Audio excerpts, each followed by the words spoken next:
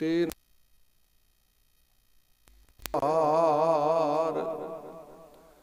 सत संगत सहज सार, जागी ले गुर विचार।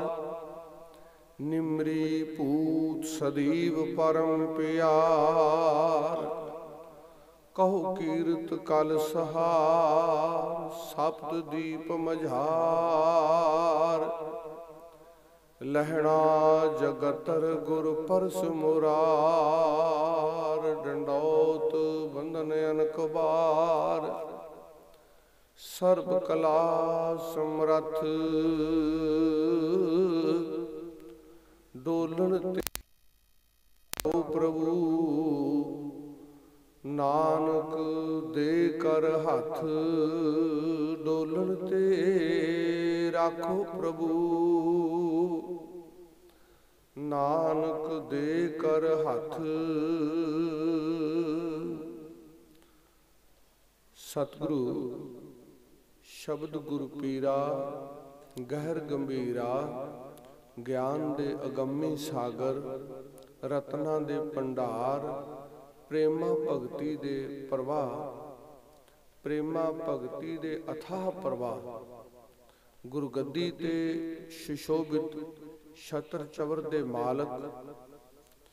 दसां पातशाहियां के पावन पवित्र आत्मक स्वरूप, जागत जोत सतगुरु श्री गुरु ग्रंथ साहिब महाराज जी की पावन पवित्र गोद अंदर अमृत प्रचार संगत वालों अज दे इस शाम दे विशेष समागम विच दूर नेड़ तो चल आके कीमती रुझेवें संकोच के समय दी वधेरे सफलता दी लालसा लैके साहब जी दे मुबारक बोल खंभ वे कांदड़े जे लहा कि ना सावी तोल।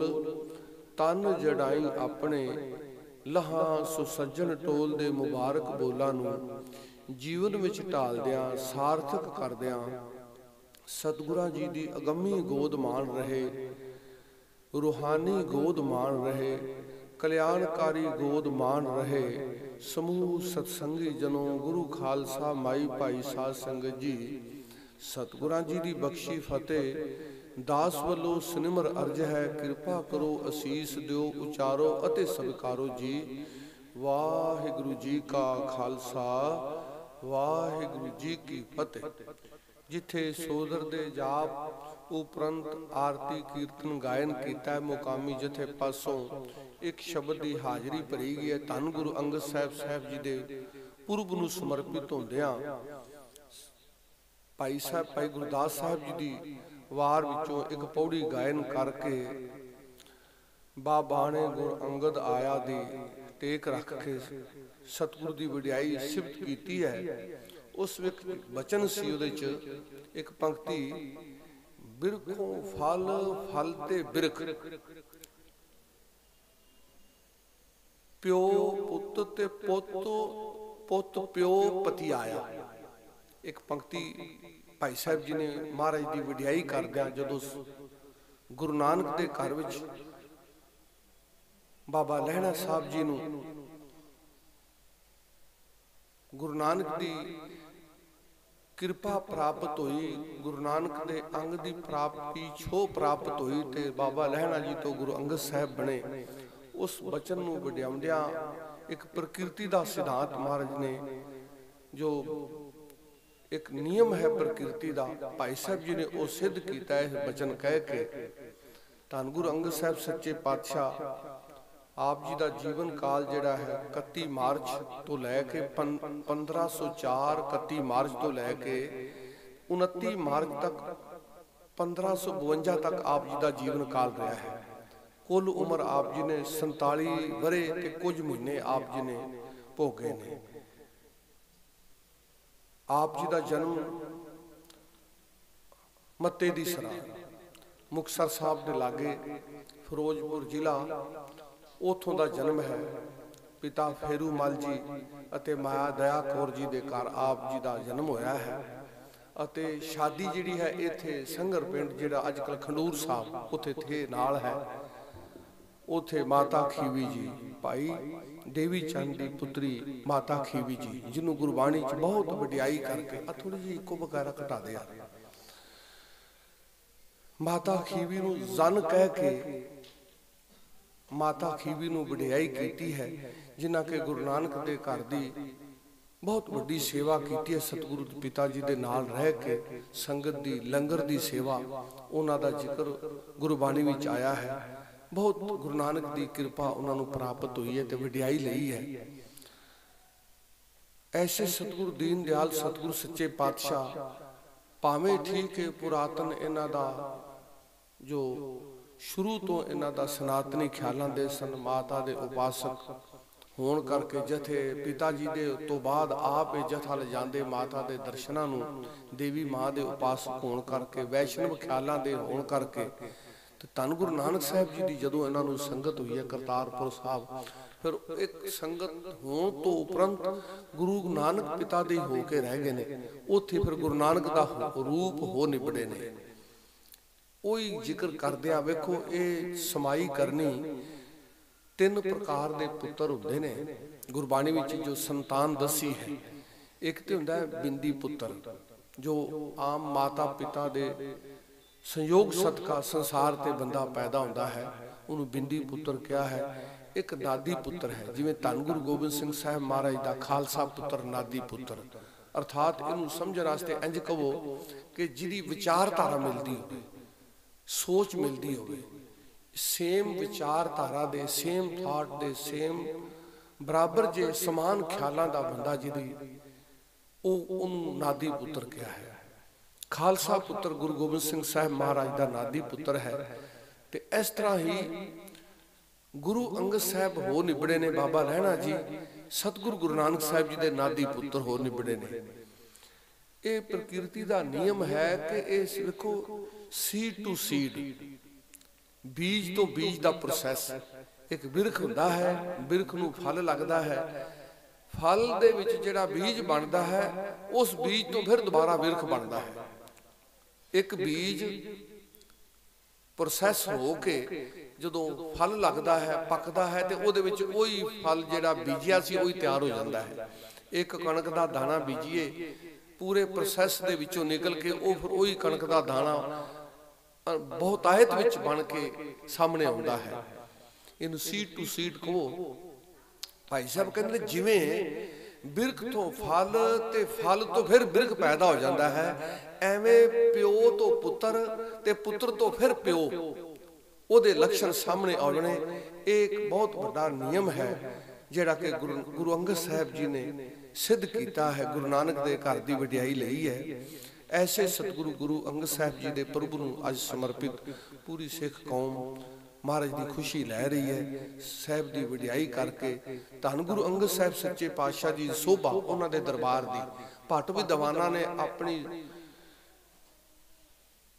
समर्था के अनुसार सतगुरां दी वडियाई की है, सतगुरां दी शोभा की है, उन्हां दा गुणां दा गुणगान किया है।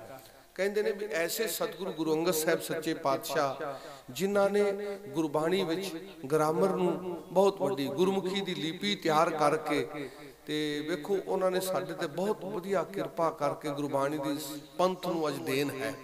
जिहड़ी व्याकरण के नुकते तो लिपि के नुकते तो गुरु अंगद साहब जी की बहुत वड्डी देन है। हालांकि 9 पातशाहियां अलग अलग थां ते भ्रमण करके उदासियां दे दौरान या फेरियां दे दौरान जाके सिक्खी का प्रचार किया है, पर धन गुरु अंगद साहब जी ने वधेरा समा जिहड़ा है वो सारा खंडूर साहब रह के ते आप जी ने सिक्खी का प्रचार किया है। उत्थे बच्चों नूं तैयार करना, उन्हां नूं खिडाउणा, माल खाड़ा साहब गुरुद्वारा उत्थे किन्ने गुरुद्वारा साहब जो दर्शन करीदे ने असीं खंडूर साहब जांदे हां, उत्थे सतगुरां ने कृपा की है, उस दरबार की भट वडियाई करते हैं। कहते हैं ऐसे सतगुरु गुरु अंगद साहब सच्चे पातशाह जिन्हां दी दृष्टि चों अमृत की धारा वगदी है। धन गुरु अंगद साहब सच्चे पातशाह जाकी दृष्ट अमृत धार कालख खन उतार तिमर अज्ञान जाहे दरस द्वार। कहते ने जन्मां जन्मां दी कालख जिहड़ी संगत आउंदी है वो गुरु साहब पिता दे दर्शन करती है। जन्मां जन्मां दी उन्हां दी कालख जिहड़ी मन दी लगी मैल सतगुरु पिता जी के दर्शन करके वो धुपदी है ते किसी का अंतशकरण जो है, मन जो है बंदे का अंदर शुद्ध होता है, निर्मल होता है। ये मेरे सतगुरु गुरु अंगद साहिब जी के दरबार की शोभा है, वडियाई है। जाकी दृष्ट अमृत तार, कालख खन उतार, तिमर अज्ञान जाहे दरस द्वार।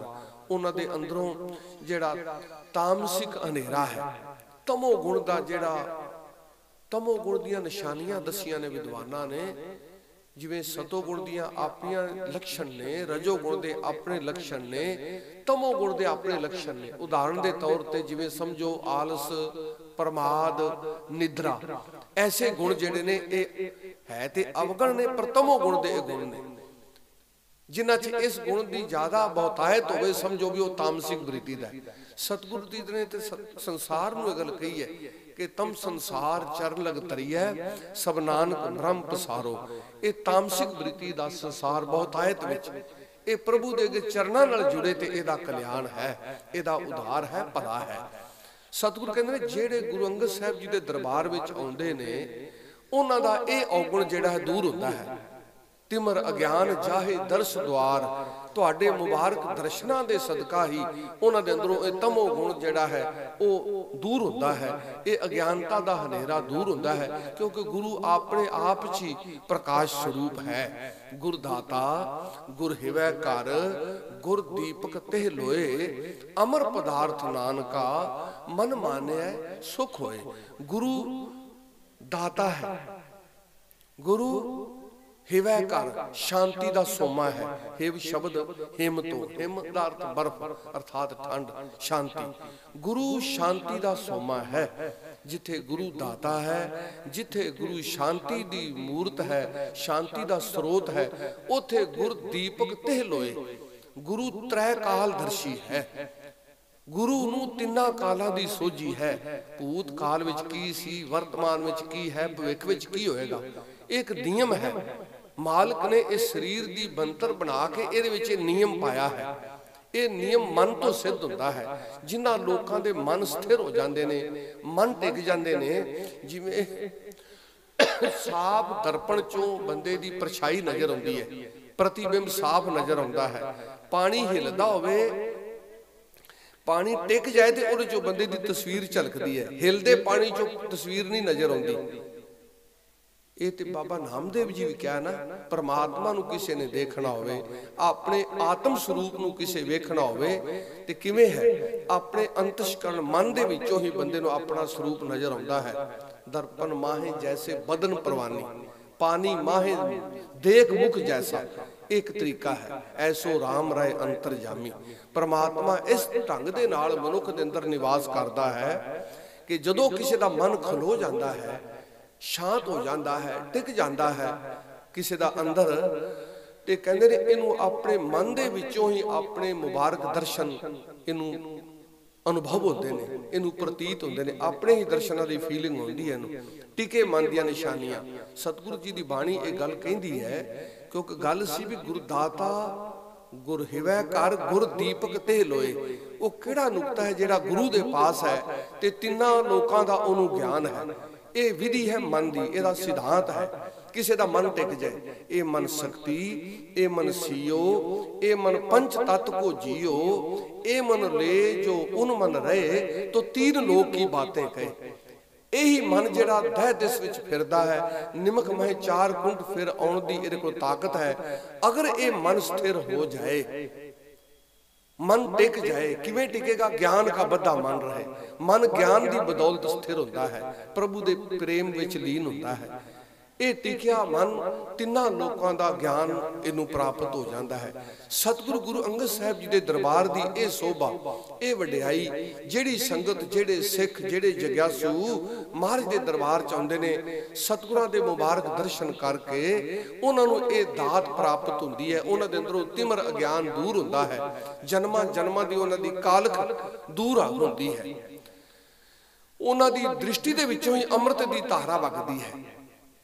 कहंदे ने जाकी दृष्ट अमृत तार, कालख खन उतार, तिमर अज्ञान जाहे दरस द्वार।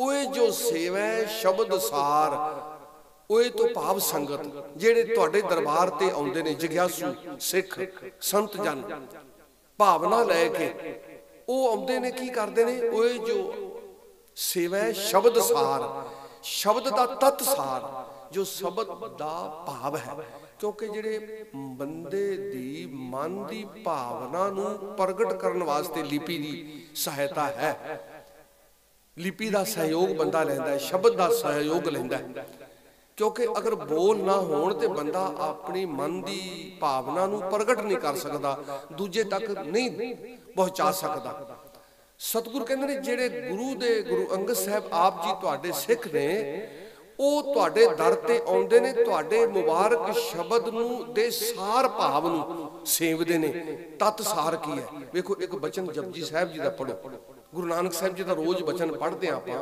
महाराज कहंदे ने सुनिया मनिया मन कीता पाओ अंतरगत तीर्थ मल नाओ एक ते ये बात होगी ते दूजे पासे महाराज कहंदे ने गाविया सुनिया मन रखिया पाओ फल की मिलेगा दुख पर हर सुख घर लै जाए गाउण दा ते सुनन तो बाद जेड़ा ओदे विच सानू भाव मिलिया है ओदा मतलब है जो कोई भी सेंटेंस जेड़ा है एक मीनिंग दे रहा है जेड़े बंदे उस मीनिंग नू भाव नू अर्थ नू तत सार नू अपने हिरदे विच कमाउंदे ने उन्हां नू फल मिलदा है कि दुख पर हर सुख घर लै जाए इसे करके कारण है कि गुरबाणी नू भेख करके नहीं पढ़ना अडंबर करके नहीं पढ़ना दिखावे दे रूप च नहीं पढ़ना लोकां नूं किसी दूजे नूं प्रभावित करने वास्ते नहीं पढ़ना बल्कि प्रथमे मन पर बोधे अपना पाछे अवर रिझावे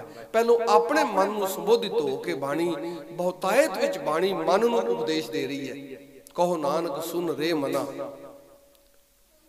इस मन नूं संबोधित होंदिया अपने आप नूं संबोधित होंदिया बाणी सानू सिक्ख्या सेध बख्शदी है सतगुरु कहंदे जेड़े सिख तुहाडे दर ते आउंदे ने ओ शब्द दा तत सार अपने जीवन विच सेवदे ने ओए जो सेवा है शब्द सार गाखड़ी बिकमकार पर कहंदे ने ये जेड़ा शब्द दा सार सेवना है ना ये बड़ी औखी काल है गाखड़ी गुर पीरा की चाकरी मां करड़ी सुख सार वाला नियम है ते काम तेनू गऊ दे बराबर अमृत दी दात है शब्द दिंदा है ये बख्शिश करदा है पर तत सार नू सेवना साध संग जी बहुत औखा है ये खिंडे मन नू कंट्रोल करना अजकल भावें जिन्ना कोई मैडिटेशन मर्जी करे पर खिंडिया मन जेड़ा है वो तत सार दी प्राप्ति तो वांझा रह जाता है यही साडे वास्ते अज ज्यादा वधेरे दुखांत यही है कि मन टिक के बाणी नहीं सरवण करता गुरु रूप साध संगत जी एक नुकता पकड़ो वेखो तीन चीज़ां ने तीन चीज़ां जिन्होंने असीं जिहड़े विद्वान लोग दसदे ने सब तो संगत दी एक मर्यादा है इत्थे प्रोटोकॉल है एक नियम है एक रहत है ये नहीं भी आना है तो मत्था टेकना ते प्रशादा पढ़ी छके ते चलदे बने हाजरी लवाई ते चले ये नहीं का नियम संगत विच बहण दी एक मर्यादा है कबहू साध संगत ए पावै उस स्थान ते बहुर न आवे अंतर होए ज्ञान प्रगास उस स्थान का नहीं विनाश मन तन नाम रते एक रंग सदा बसे पार ब्रह्म के संग ज्यों जल में जल आए खटाना त्यों ज्योति संग ज्योत समाना मिट गए गवन पाए विश्राम नानक प्रभ के सतगुरु भान ये मर्यादा है गुरु दे शब्द नूं सरवण करना सब तो पहलो है अनुभव करना दूजा स्टैप है उदा विश्लेषण करना तीजा स्टैप है उहदे विच क्रिया विच आउणा क्रियाशील होना किसी चीज नूं सुनिया है किसी गल नूं सुनिया है ते उहनूं अपनी फीलिंग च लेना भी वाकया भी जो गुरु साहब कह रहे ने ये की कह रहे ने मैं अपने जीवन ते घटा के वेखां अपने जीवन विच ढाल के वेखां पहलों सुनना उन्होंने अनुभव करना फिर उहदा विश्लेषण करना एनालाइज करना जिन्हों असीं कहने आ फीलिंग फिर एनालाइज ते फिर एक्शन क्रिया तीन जो इन्हां तिन्नां पड़ावां दे विचों हो के गल बंदे दे अंदर जांदी है ते साध संगत जी फिर उहदा अवश्य ही जीवन उस बंदे दा बदलदा है उस मनुख दा बदलदा है गल नूं सुनना तरीके दे नाल जुगती दे नाल फिर उहदा विश्लेषण करना उहदे ते विचार करनी कि मेरे ते किन्नी को घटित हुंदी है मेरे ते किन्नी को खरी उतरदी है ਤੇ ਜੇ ਉਹ ਗੱਲ ਸਮਝ ਆ ਗਈ ਹੈ ਤੇ ਉਹਨੂੰ ਮੰਨ ਕੇ ਉਹਨੂੰ ਆਪਣੇ ਕਰਮ ਵਿੱਚ ਲਿਆ ਕੇ ਆਉਣਾ, ਆਪਣੀ ਕਿਰਿਆ ਵਿੱਚ ਲੈ ਕੇ ਆਉਣਾ। ਇਹ ਨੁਕਤਾ ਹੈ ਸ਼ਬਦ ਦੇ ਤਤ ਸਾਰ ਨੂੰ ਸੇਵਨਾ, ਪਰ ਹੈ ਬੜਾ ਔਖਾ। ਇਹਨੂੰ ਗਾਖੜੀ ਬਿਕਮਕਾਰ ਕਿਹਾ ਹੈ। ਇਹ ਕਾਰ ਜਿਹੜੀ ਹੈ ਬੜੀ ਬਿਕਮ ਹੈ। ਗਾਖੜੀ ਅੰਮ੍ਰਿਤ ਦੇਣ ਵਾਲੀ ਗਊ, ਕਾਮ ਤੈਨੂੰ ਗਊ ਦੀ ਨਿਆਈ ਹੈ। ਤੇ ਇਹ ਸ਼ਬਦ ਦੀ ਜਿਹੜੀ ਕਮਾਈ ਹੈ ਇਹ ਕਾਮ ਤੈਨੂੰ ਗਊ ਦੀ ਨਿਆਈ ਹੈ। ਤਾਂ ਹੀ ਤੇ ਸਤਿਗੁਰੂ ਜੀ ਨੇ ਕਿਹਾ ਹੈ ਪਾਰ ਜਾ ਤੇ ਹਰ ਕੋ ਨਾਮ, ਕਾਮ ਤੈਨ ਹਰ ਹਰ ਗੁਣ ਗਾਮ। ਹਰੀ ਦੇ ਗੁਣਾ ਦਾ ਮੰਥਨ ਕਰਨਾ, ਮਨਨ ਕਰਨਾ, ਅਧਿਐਨ ਕਰਨਾ ਇਹ ਬੜਾ ਔਖਾ ਹੈ। ਮਨ ਬੁੱਧੀ ਸੱਜੇ ਖੱਬੇ ਭੱਜਦੀ ਹੈ, ਸ਼ਬਦ ਵਿੱਚ ਨਹੀਂ ਜੁੜਦੀ। ਇਹ ਕਾਰਨ ਬੰਦਾ ਆਪਣੀ ਮੰਜ਼ਿਲ ਨੂੰ ਪ੍ਰਾਪਤ ਨਹੀਂ ਹੋ ਸਕਦਾ, ਤਤ ਸਾਰ ਦਾ ਗ੍ਰਾਹਤਾ ਨਹੀਂ ਬਣ ਸਕਦਾ। ਸਤਿਗੁਰੂ ਜੀ ਦੀ ਵਡਿਆਈ ਕਰਦਿਆਂ ਭੱਟ ਵਿਦਵਾਨ ਕਹਿੰਦੇ ਨੇ, ਇਹ ਸਤਿਗੁਰੂ ਦਾਤਾ ਗੁਰੂ ਅੰਗਦ ਸਾਹਿਬ ਜੀਓ, ਤੁਹਾਡੇ ਦਰ ਤੇ ਜਿਹੜੇ ਸਿੱਖ ਆਉਂਦੇ ਨੇ ਉਹ ਇਹ ਗਾਖੜੀ ਕਾਰ ਕਰਦੇ ਨੇ, ਸ਼ਬਦ ਦੇ ਤਤ ਸਾਰ ਨੂੰ ਆਪਣੇ ਜੀਵਨ ਵਿੱਚ ਢਾਲਦੇ ਨੇ ਤੇ ਫਲ ਕੀ ਮਿਲਦਾ ਹੈ? ਗਾਖੜੀ ਬਿਕਮਕਾਰ ਤੇ ਨਰ ਭਵ ਉਤਾਰ ਕੀਏ ਨਿਰਭਾਰ। ਇਹ ਉਹਨਾਂ ਨੂੰ ਫਲ ਮਿਲਦਾ ਹੈ। ਸੰਸਾਰ ਵਿੱਚੋਂ ਉਹ ਬਿਲਕੁਲ ਆਪਣੇ ਪਾਪਾਂ ਦੇ ਭਾਰ ਤੋਂ ਮੁਕਤ ਹੋ ਕੇ ਤੇ ਆਪਣੀ ਮੰਜ਼ਿਲ ਤੈਅ ਕਰਕੇ ਆਪਣੇ ਲੋਕ ਨੂੰ ਆਪਣੇ ਨਿਜ ਸਰੂਪ ਵਿੱਚੋਂ ਸਥਿਤ ਹੋ ਜਾਂਦੇ ਨੇ। ਕਹਿੰਦੇ ਨੇ ਐਸੀ ਇਹ ਬਖਸ਼ਿਸ਼ ਹੈ ਗੁਰੂ ਦੇ ਸ਼ਬਦ ਦੀ। ਓਏ ਜੋ ਸੇਵੈ ਸ਼ਬਦ ਸਾਰ, ਗਾਖੜੀ ਬਿਖਮਕਾਰ ਤੇ ਨਰ ਭਵ ਉਤਾਰ ਕੀਏ ਨਿਰਭਾਰ। ਸਤ ਸੰਗਤ ਸਹਿਜ ਸਾਰ, ਜਾਗੀਲੇ ਗੁਰ ਵਿਚਾਰ, ਨਿਮਰੀ ਭੂਤ ਸਦੀਵ ਪਰਮ ਪਿਆਰ। ਇਹ ਹੈ ਗੁਰੂ ਦੀ ਸੰਗਤ ਦੀ।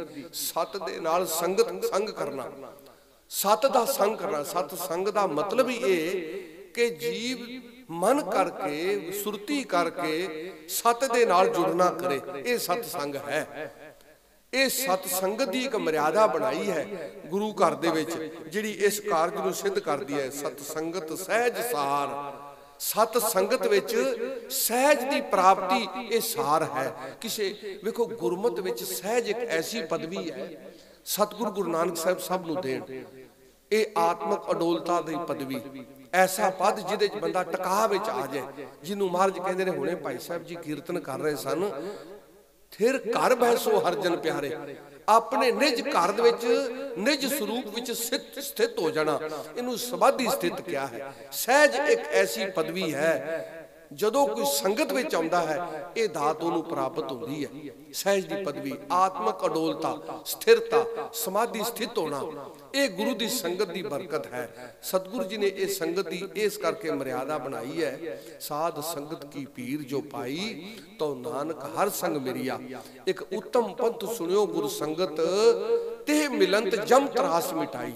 ਇੱਥੇ ਜਮਾਂ ਦੀ ਤਰਾਸ ਤੋਂ ਬੰਦਾ ਮੁਕਤ ਹੁੰਦਾ ਹੈ, ਉਸ ਪੀੜਾ ਤੋਂ, ਡਰ ਤੋਂ, ਭੈ ਤੋਂ ਨਿਰਭੈ ਵਾਲੀ ਅਵਸਥਾ 'ਚ ਪਹੁੰਚਦਾ ਹੈ। ਧੰਨ ਗੁਰੂ ਅੰਗਦ ਸਾਹਿਬ ਸੱਚੇ ਪਾਤਸ਼ਾਹ, ਤੁਸੀਂ ਬੋਹਿਤ ਹੋਏ ਨਿਬੜੇ ਹੋ ਸੰਸਾਰ ਦੇ ਲਈ। ਸਤ ਸੰਗਤ ਸਹਿਜ ਸਾਰ, ਜਾਗੀਲੇ ਗੁਰ ਵਿਚਾਰ, ਨਿਮਰੀ ਭੂਤ ਸਦੀਵ ਪਰਮ ਪਿਆਰ। ਕਹੋ ਕੀਰਤ ਕਲ ਸਹਾਰ, ਸਪਤ ਦੀਪ ਮਝਾਰ, ਲਹਿਣਾ ਜਗਤਰ ਗੁਰ ਪਰਸ ਮੁਰਾਰ। ਗੁਰੂ ਨੂੰ, ਗੁਰੂ ਨਾਨਕ ਸਾਹਿਬ ਜੀ ਨੂੰ ਪਰਸ ਕੇ, ਧੰਨ ਗੁਰੂ ਨਾਨਕ ਸਾਹਿਬ ਜੀ ਦੀ ਛੋਹ ਪ੍ਰਾਪਤ ਕਰਕੇ ਗੁਰੂ ਅੰਗਦ ਸਾਹਿਬ ਸੱਚੇ ਪਾਤਸ਼ਾਹ ਸੰਸਾਰ ਦੇ ਤਾਰਕ ਹੋ ਨਿਬੜੇ ਨੇ, ਸੰਸਾਰ ਦੇ ਕਲਿਆਣਕਾਰੀ ਹੋ ਨਿਬੜੇ ਨੇ। ਜਿਹੜਾ ਵੀ ਸਤਿਗੁਰਾਂ ਦੇ ਦਰ ਤੇ ਆਇਆ ਹੈ, ਸਤਿਗੁਰਾਂ ਨੇ ਉਹਦੇ ਤੇ ਬਖਸ਼ਿਸ਼ ਕੀਤੀ ਹੈ, ਉਹਨੂੰ ਸੱਚ ਦੇ ਨਾਲ ਜੋੜਨਾ ਕੀਤਾ ਹੈ, ਉਹਨੂੰ ਸਹਿਜ ਦੀ ਦਾਤ ਦਿੱਤੀ ਹੈ। ਐਸੇ ਸਤਿਗੁਰਾਂ ਦੇ ਪੁਰਬ ਤੇ ਸਮੂਹ ਸੰਗਤ ਨੂੰ ਕੋਟ ਕੋਟ ਵਧਾਈ, ਲੱਖ ਲੱਖ ਵਧਾਈ। ਸਾਹਿਬ ਰਹਿਮਤ ਕਰੇ, ਬਖਸ਼ਿਸ਼ ਕਰੇ। ਸਤਿਗੁਰਾਂ ਦੀ ਯਾਦ ਨੂੰ ਲੈ ਕੇ ਅਸੀਂ ਆਪਣੇ ਨਿਜ ਘਰ ਵਿੱਚ ਟਿਕ ਸਕੀਏ। ਇਤਨੀਆਂ ਕੋਈ ਬੇਨਤੀਆਂ ਸਾਧ ਸੰਗਤ ਜੀ ਪ੍ਰਵਾਨ ਕਰਨੀਆਂ। ਬੇਅੰਤ ਭੁੱਲਣਾ ਤੋਂ ਖਿਮਾ। ਚੰਗੀ ਬਾਤ ਸਾਹਿਬ ਦੀ ਔਗਣ ਦਾਸ ਤੱਕ ਸੀਮਤ ਰੱਖਣੇ ਨਾ ਚਿਤਾਰਣੇ। ਦਾਸ ਤੋਂ ਉਪਰੰਤ ਸਤਿਕਾਰਯੋਗ ਗਿਆਨੀ ਜੀ ਗੁਰਮਤ ਵਿਚਾਰਾਂ ਲੈ ਕੇ ਆਪ ਜੀ ਦੇ ਸਨਮੁਖ ਹੋਣਗੇ, ਹਾਜ਼ਰੀ ਭਰਨਗੇ। ਜੀ ਆਇਆਂ ਕਹੀਏ। ਵਾਹਿਗੁਰੂ ਜੀ ਕਾ ਖਾਲਸਾ, ਵਾਹਿਗੁਰੂ ਜੀ ਕੀ ਫਤਿਹ।